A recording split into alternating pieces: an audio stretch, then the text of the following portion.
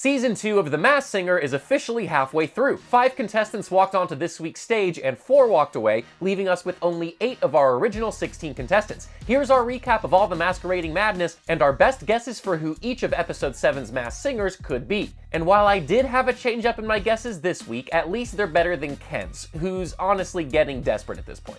I'm gonna give you half of my hangover royalties if you tell me who you are. No. But before we unravel the entire mystery and take Ken for every penny, go hit subscribe. We're recapping, guessing, and making terrible puns for every episode of The Masked Singer Season 2, and you're not gonna wanna miss it. This week's lineup featured the fox, the tree, the flower, the ladybug, and the Rottweiler, while the judges panel featured special guest judge Triumph the Insult Comic Dog, whatever that is. Is that your whatever you want it to be. Okay, all right. First up, the fox performed Every Little Step by Bobby Brown in a performance that Nicole said set the bar for the other Masked Singers. Next was the ladybug with Young Blood by 5 Seconds of Summer, and it had us thinking her 5 seconds of fame might be up because it just didn't compare to her performance last week. The flower once again blew everyone's petals away with her rendition of Amazing by Lone Star, and the tree gave us an excuse to keep her in the game with No Excuses by Meghan Trainor. And finally, the Rottweiler gave us what the judges called the best performance of the season with Ed Sheeran's Castle on the Hill. But like we said, only 4 of these veiled VIPs were safe this week, and at the end of the night, it was the ladybug who had to unmask herself to the world.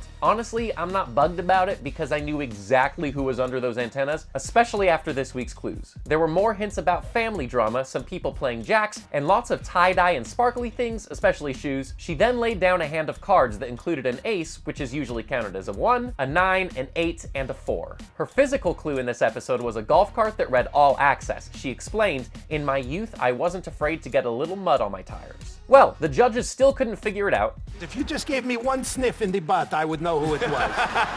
A few of them thought she could be Lindsay Lohan, which she still was not happy about, while Jenny hung on to her guess of Paris Jackson, and Nicole maintained that she was Jamie Lynn Spears. Of course, we knew that none of them were right because the ladybug was revealed to be the one and only Kelly Osbourne. Kelly was born in 1984, is known for her very colorful style and sparkly heels, has a younger brother named Jack, has had plenty of family drama in her life, and once ran a golf cart into a porta potty. And let's just say the guy who was inside was covered in something that definitely resembled mud.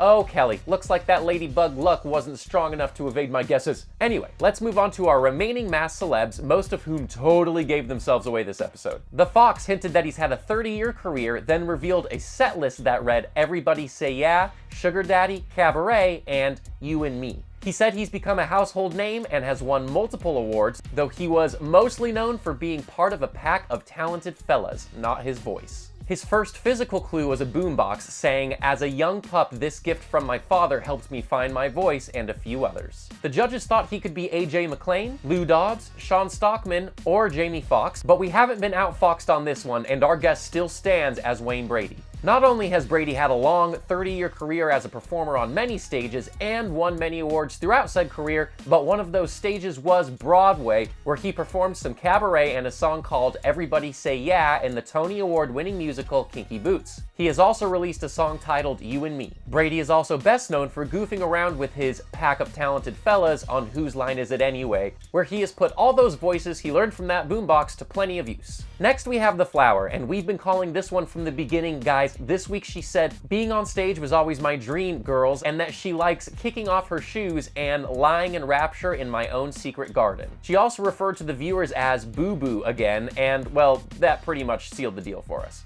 Her physical clue this week was a deck of cards and the hint, "It's not about the hand you're dealt, it's about the way you play it, honey." Ken, of course, still thinks she's Bjork. Triumph surprised the other judges with his halfway decent guess of Jennifer Holliday. That's a legit good guess, Triumph. That's I know my amazing. crap. Jenny, however, thinks it could be Anita Baker, while Robin is convinced she's Patti LaBelle, and, well, to use Patty's favorite term of endearment, that's my guess too, boo-boo. Patti not only has a song called Secret Garden, but also helped Jennifer Hudson prepare for her portrayal of Aretha Franklin in Dreamgirls. And, of course, my guess is that the deck of cards refers to the rather disastrous Christmas tree lighting ceremony Patty performed in 1996, where she didn't know the lyrics to the song she was singing and the person working the cue cards just couldn't keep up with her. Not to mention her background singers were missing for the first portion of the song. But she powered through because she's Patty freaking LaBelle. We've said it before and we'll say it again, boo-boo, we got you. Next up is the tree, and I have to admit, the clues we got in this package have led me to actually change my guess. Bear with me. This week, the tree's clue package included a playbill and a Chicago flag, and she said, "I work really well with others before kissing an actual tree." She then compared being on The Masked Singer to being beamed up into another dimension.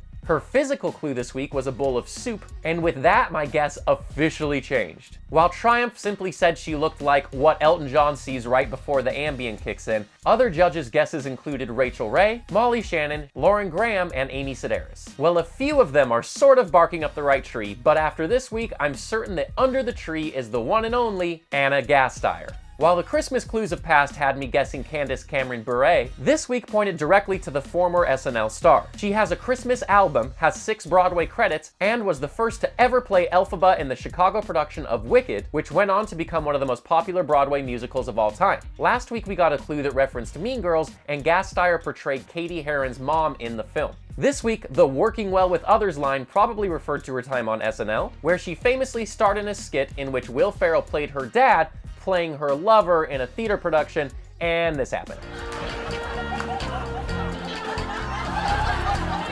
Yeah, that's definitely an attempted kiss to remember.